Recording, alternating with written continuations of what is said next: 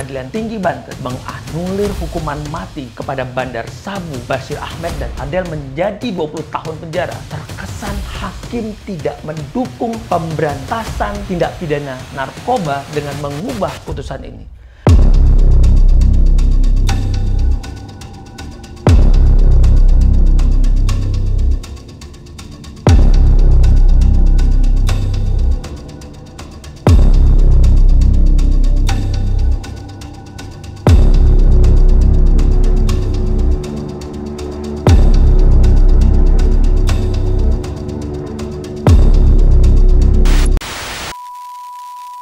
Assalamualaikum warahmatullahi wabarakatuh. Salam sejahtera buat kita semua. Rekan-rekan, lama tidak bertemu, hampir berbulan-bulan rasanya, karena memang situasi yang saat ini COVID-19 terus berjalan. Kini bersama saya Azmi Saputra, hari ini akan menyampaikan kembali dalam catatan hukum Potret Hukum Indonesia. Yang akan saya kupas dalam anotasi hukum kali ini adalah berkaitan tentang Hakim Pengadilan Tinggi Banten tidak mendukung pemberantasan narkoba, terkesan asal mengubah putusannya. Rekan-rekan sekalian, sebagaimana diketahui Pengadilan Tinggi Banten menganulir hukuman mati kepada Bandar Sabu, Bashir Ahmed, dan Adel menjadi 20 tahun penjara. Terkesan hakim tidak mendukung pemberantasan tindak pidana narkoba dengan mengubah putusan ini. Kedua bandar obat terlarang tersebut adalah pemilik sabu 821 kg yang dikirim dari Iran melalui perairan Tanjung Lesung, wilayah Banten Selatan. Padahal sanksi yang diterapkan ini haruslah menjerahkan berupa hukuman mati paling pantas bagi pelaku penyebar barang perusak masyarakat ini. Tidak hanya anak-anak, orang dewasa, siapa saja bisa kena.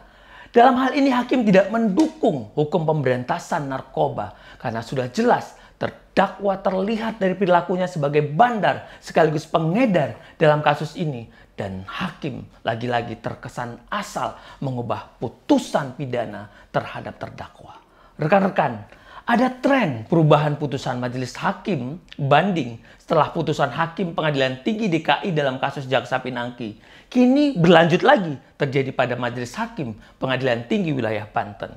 Bahwa majelis hakim pengadilan tinggi di dalam kasus ini sangat keliru mengartikan dalam menerapkan pasal 241 Kitab Undang Hukum Acara Pidana. Kalau kita lihat pasal 241 KUHAP, itu harus diikuti dengan persyaratan oleh hakim. Jadi tidak bisa ditafsirkan secara bias oleh hakim. Apalagi jika hanya ketidaksetujuan majelis hakim terkait pemidanaan. Artinya hakim di tingkat banding itu telah menggeser makna terhadap perbuatannya, terhadap fakta hukumnya, alat buktinya, dan keadaannya, termasuk nilai keyakinan hakim dalam membuat pertimbangan hukumnya, telah lari dari tujuan hukum pidana, telah lari dari tujuan pemidanaan, dan mengabaikan pasal 197 huruf D Kitab Undang Hukum Acara Pidana. Rekan-rekan sekalian, pasal 241 Kitab Undang Hukum Acara Pidana baru bisa dilaksanakan jika semua hal atau syarat tadi dalam pemeriksaan hakim banding menemukan ada kelalaian dalam penerapan hukum acara, atau ditemukan kekeliruan, atau ada fakta yang kurang lengkap. Baru pengadilan tinggi mengadakan satu putusan sendiri atau mengadili sendiri. Tapi dalam hal ini tidak, rekan-rekan, kita lihat apa sih tolak ukurnya. Tolak ukurnya bisa dilihat apa alasan atau fakta keadaan atau argumentasi hukum dalam pertimbangan hukumnya yang dilakukan oleh hakim. Di mana yang kita ketahui atau terjadi, hakim banding cenderung setuju dengan pertimbangan hukum pengadilan negeri terkait faktanya, terkait unsur-unsurnya, terkait alat buktinya, dianggap mempunyai nilai pembuktian atau kekuatan pembuktian. Lah, sekarang prakteknya pengadilan tinggi hanya tidak sepakat terhadap penjatuhan hukuman pidananya atau lamanya masa hukum pidananya. Ini akan kontradiktif. Ini kan sangat bertentangan sekali. Unsurnya diambil, buktinya diambil, tapi tidak setuju dengan lama hukumannya. Bagaimana faktanya dan buktinya? Ini diakui oleh hakim tinggi. Terus pertimbangan hukum hakim pengadilan negeri tadi juga diakui dan diambil. Lagi-lagi yang tidak sepakat hakim pengadilan tinggi dengan lamanya hukumannya dan jenis hukumannya dalam hal ini menggeser hukuman mati menjadi hukuman 20 tahun. Atau misalnya hukumannya 10 tahun tiba-tiba nanti jadi 4 tahun, didiskon jauh-jauhan. Ini yang menjadi catatan penting bagi penegakan atau kualitas penegakan hukum di Indonesia. Selain itu, semestinya ini yang menjadi penting, pengurangan hukum pada tingkat banding itu harus dipilah dengan matang, teliti, cermat, dilihat dulu oleh majelis hakim pada bobot dan kualitas tindak pidananya dan dampak dari perbuatan yang dilakukan oleh terdakwa, bukan asal mendiskon hukuman untuk ubah sebuah putusan. Ini menjadi catatan penting dan kunci kepada penegakan hukum Indonesia.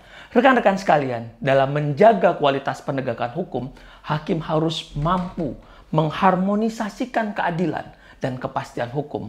Mengingat kekuasaan kehakiman itu adalah kekuasaan yang merdeka, bebas dari campur tangan pihak kekuasaan atau pihak manapun, termasuk bebas dari campur tangan finansial. Sehingga putusan hakim itu harus mencerminkan rasa keadilan dalam rasa Indonesia, keadilan bagi rakyat Indonesia. Karena dalam kasus ini, semestinya demi hukum jaksa harus melakukan kasasi.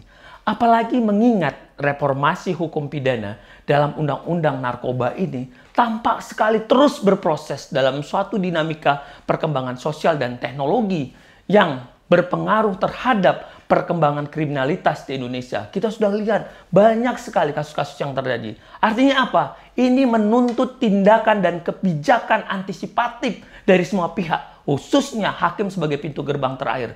Karena diketahui perbuatan peredaran dari bandar narkoba ini jelas merupakan perbuatan kriminal dan perbuatan tersebut bertentangan dengan moral, nurani karena merusak anak bangsa dan sangat merugikan kepentingan masyarakat dalam hal ini kesehatannya, termasuk perilaku ini menyimpang dan membawa kerusakan pada masyarakat. Demikianlah kajian singkat saya berkaitan tentang Hakim Pengadilan Tinggi Banten yang tidak mendukung pemberantasan narkoba terkesan asal mengubah putusan. Ayo semua bersinergis bersatu dalam barisan untuk memperbaiki keadaan, menemukan kebenaran, maju ke depan, meluruskan guna membangun bangsa. Karena membangun sistem sama artinya dengan membangun masa depan. Saya Azmi Saputra, sampai jumpa pada anotasi hukum selanjutnya.